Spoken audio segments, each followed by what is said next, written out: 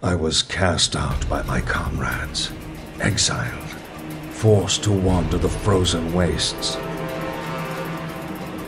But I was not alone, not entirely. The voice, now my only companion, guided me to my destination. Strange, nightmarish creatures awaited me at the entrance. I felt my blood run cold as Icecrown itself. Inside, I bore witness to horrific acts, demonstrations of power that could be mine for the asking. Terrified, I ran, but did not get far.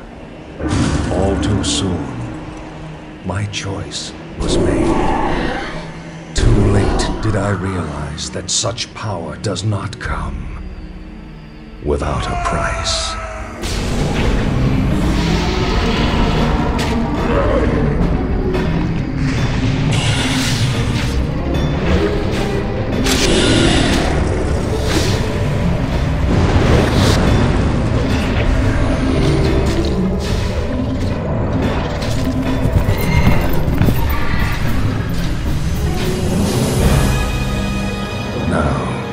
The world will pay a far greater toll, for I have returned.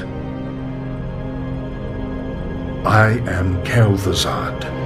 Your curiosity will be the death of you.